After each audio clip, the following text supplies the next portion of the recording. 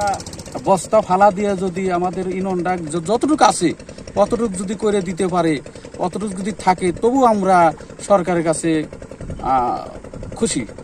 পাড্ডা বাইতে দিলে পরে আমরা একটু স্বয়ংসম্পূর্ণ হইলাম না, আল্লাহ একটু বাঁচাইলেন আমাকে। নদী শাসন করে দিলে আমরা সরকারের কাছে হাজার হাজার শুকরিয়া।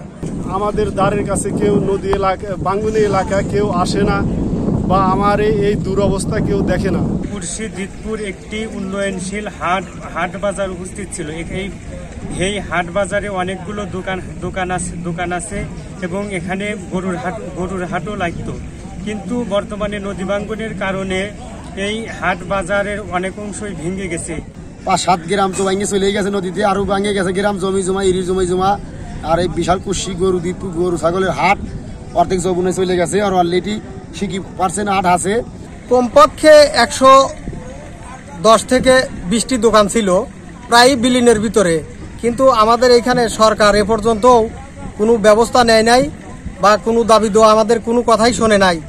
এখন আপনার একটা কবরস্থান আছে, দিতপুর সরকারি প্রাথমিক বিদ্যালয় পাশে কুশি সরকারি প্রাথমিক বিদ্যালয় এবং একটা দিতপুর ইবতেদায়ী মাদ্রাসা এবং দিতপুর গ্রামের ঐতিহ্যবাহী জামে মসজিদ, ওইটা অর্ধেকখানি চলে গেছে, মাদ্রাসাটা এখনো আছে।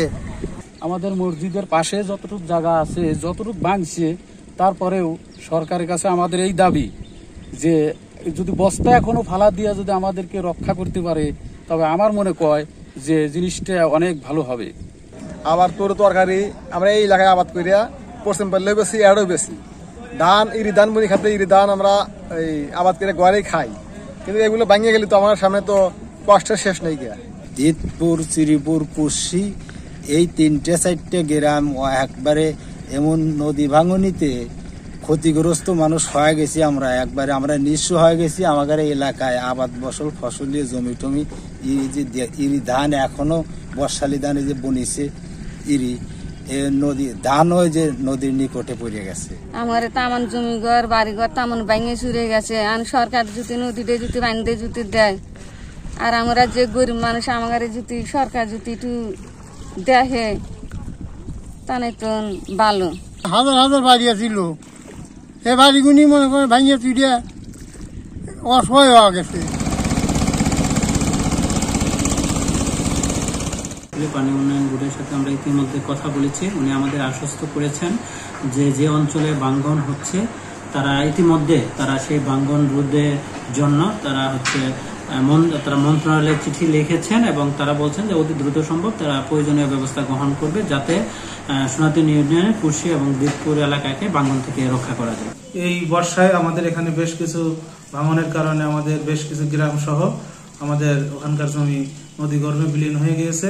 আমরা এই তথ্য আমাদের অফিসের মাধ্যমে জেলা অফিসে পাঠিয়েছি এবং আমরা সামনে যে প্রণোদনা আসছে এই প্রণোদনার মাধ্যমে আমাদের অগ্রাধিকার ভিত্তিতে ওই এলাকার কৃষককে আমরা দেওয়ার চেষ্টা করব। এছাড়া আমাদের যদি সামনে কোনো প্রশিক্ষণের ব্যবস্থা ধরা থাকে প্রকল্প থেকে, তাহলে আমরা চেষ্টা করব ওই অঞ্চলের কৃষককে অগ্রাধিকার ভিত্তিতে এইসব প্রশিক্ষণ দেওয়ার জন্য।